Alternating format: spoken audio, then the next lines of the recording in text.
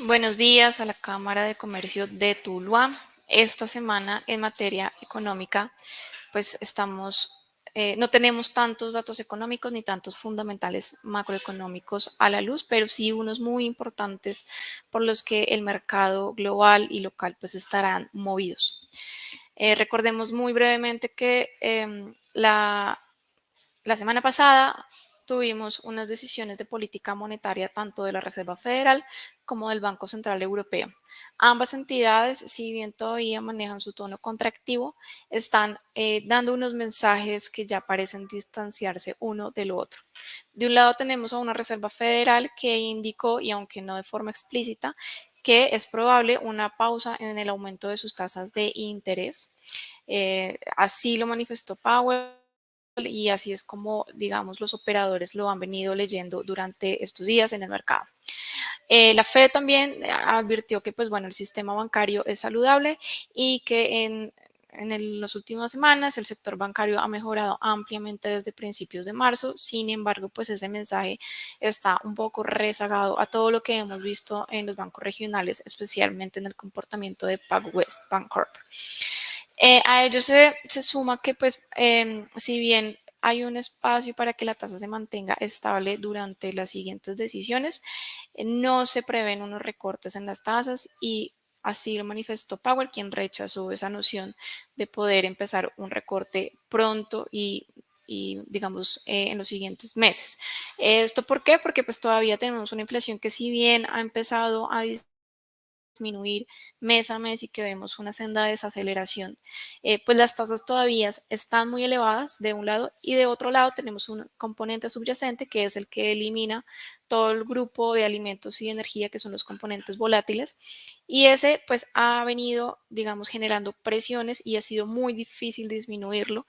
Entonces, en ese sentido, esa contracción de la liquidez en el mercado todavía parece necesaria. En Europa, el Banco Central Europeo, pues parece distinto a la luz de que, y entendiendo que el ciclo de endurecimiento monetario del Banco Central Europeo inició mucho después de Estados Unidos y en ese sentido así lo ha manifestado Christine Lagarde, presidenta del Banco Central Europeo, diciendo que todavía hay mucho terreno por recorrer y que todavía pues no hay, digamos, un detenimiento porque todavía hay datos de inflación y de mercado que indican que hay una demanda y un consumo de los hogares todavía muy alto. En ese sentido, pues, y tenemos una disyuntiva aquí, tenemos un escenario de altas tasas,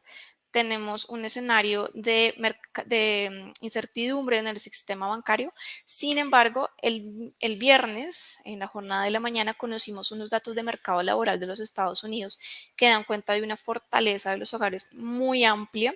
unas cifras mensuales de empleo que mostraron aceleración en la contratación y las ganancias salariales del mes pasado y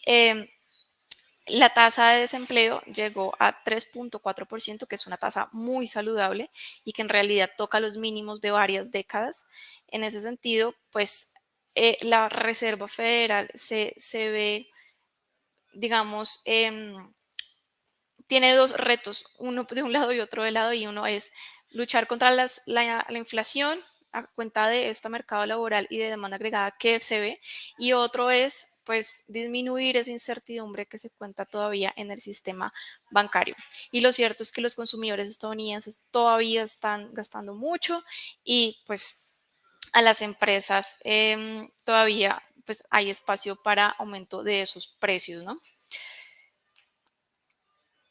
En este contexto y ante esta disyuntiva que se plantea,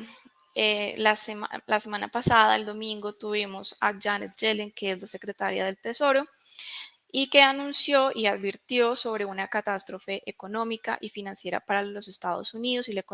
economía mundial en caso de que el Congreso y pues el presidente de ese país, Joe Biden, pues no lograran acordar un aumento del techo de la deuda federal para que el gobierno pudiera pues como suplir todas sus obligaciones financieras ante sus acreedores. Tenemos a Biden que la semana pasada pues se reunió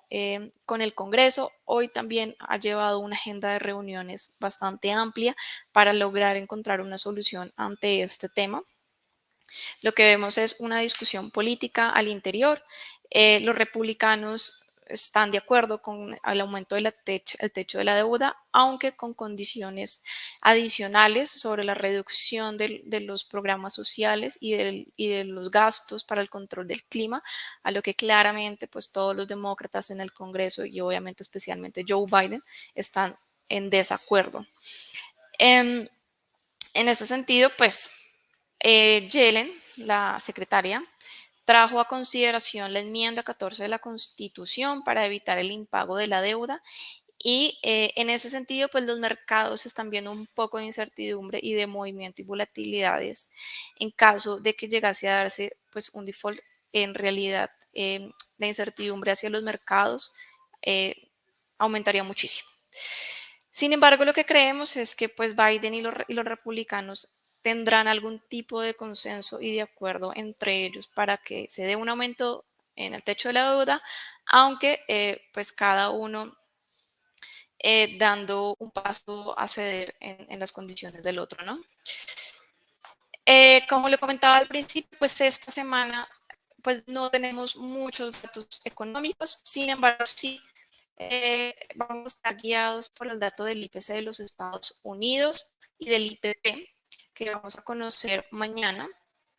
En el caso del IPC, pues estamos viendo una lectura de 5%. Sin embargo, el mercado y en lo que corresponde a la lectura del deflactor, del dato subyacente,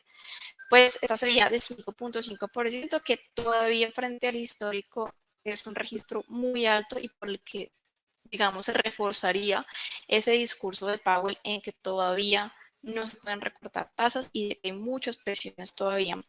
demanda agregada para todos los hogares. En este sentido, pues la decisión que tome la FED siempre tendrá que equilibrar el riesgo de esa posible contracción crediticia derivada de las turbulencias bancarias, como les comento, y de una inflación subyacente que todavía saldría alta y que ha respondido, por supuesto, a ese mercado laboral que se ve muy sólido y a una demanda agregada de los hogares que todavía es muy robusto en el mercado. Moviéndonos un poco hacia el contexto local y colombiano, los datos de inflación para Colombia. El dato nos dio cuenta de que ya rompimos ese techo de la inflación que veníamos subiendo sostenidamente desde hace más de un año. El dato anual en el que evaluamos el viernes fue del 12.28%. Todavía fue muy elevado, sin embargo, vemos unos primeros visos positivos de que esa senda hacia adelante puede seguir desacelerándose. ¿Qué vemos hacia los siguientes meses? Pues hay muchos riesgos, por supuesto, tenemos un fenómeno del niño en la segunda parte del año, que podría generarnos algunas presiones adicionales y a ello se suma el incremento en los precios de la gasolina y de la CPM cuando se haga su respectivo incremento. Hacia final de año, pues estamos previendo un aumento del 9% en los precios, o sea, es decir, una inflación anual del 9%. Y en el peor de los escenarios, es decir, en que haya un fenómeno del niño bastante profundo y que tengamos una depreciación de la moneda que nos afecte las compras externas, pues estaríamos anticipando una inflación de casi 9.8%, que en todo caso es alta, pero pues ya vendría disminuyendo mucho frente al registro que tenemos hoy del 12.28. Y así, pues, hoy como nos ubicamos, estamos en el sexto puesto en el mundo en que la tasa de interés real es positiva. Esto luego, pues, de la postura más reciente contractiva del Banco de la República. Por supuesto, estas posiciones se verán movidas mes a mes frente a las decisiones de los bancos centrales de todo el mundo. Y esto digamos que motivaría esas inversiones hacia el país, como también lo hemos evidenciado.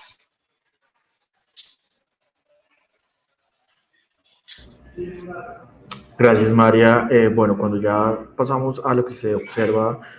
para la divisa, para el peso colombiano, aquí les queríamos traer en este cuadro, como pueden ver, la comparación respecto a nuestros pares acá en la TAM. Entre las cosas que uno sigue viendo y observando es, uno, somos uno de los países que primero es el último en tocar ese pico de inflación cuando, por ejemplo, un país como Brasil ya lleva 10 meses con una inflación a la baja. Y entre estas cosas también que uno empieza a observar respecto a ese último aumento de la Fed, uno sí empezaría a ver en el estructural cierta debilidad que debería tener el dólar que nos ayudaría aquí a la moneda local. Entre esto, pues cuando vemos que ya se descuenta esa última subida de tasas por parte de la Fed, pues uno empezaría a observar que en cierta medida el peso podría seguir hacia niveles que podrían llevarlo por encima de, perdón, por debajo de esos 4.400 pesos. Y aquí también seguir viendo que a pesar de que existirán algunos bancos que seguirán aumentando su tasa de interés, como por ejemplo el Banco Central Europeo y el Banco Central de Inglaterra, uno sí seguiría viendo en el estructural ciertas medidas que favorecerían al peso, siempre y cuando pues, el driver local se mantenga en cierta medida pues, estable. Cuando ya queremos ver, por ejemplo, estas divisas, la divisa colombiana y qué correlación tiene con otras divisas, uno creería que al inicio pues tendría cierta correlación más con el dólar, pero con lo que les mencionábamos anteriormente y cierto fin ya del ciclo de tasas, pues vemos que la correlación reciente en el 2023 pues se mantendría fuerte y es con el euro. Esto digamos que se da a pesar del esperado fortalecimiento del euro y digamos la debilidad que se está dando en cierta medida del dólar que creeríamos que a pesar de los drivers locales podría mermarse con lo que les mencionábamos anteriormente. Cuando ya queremos ver qué estamos viendo para el USD COP, pues como ven aquí en la gráfica, creeríamos que podríamos ver un rango acotado de la semana que podría estar comprendido entre los 4.390 y los 4.580. Y esto también tendría un límite inferior entre los 4.350 y un límite superior de 4.650. Esto era lo que tenemos para ustedes el día de hoy. Muchas gracias por seguirnos en nuestras redes sociales y los invitamos a que nos sigan en nuestra blog de investigaciones económicas. Muchas gracias.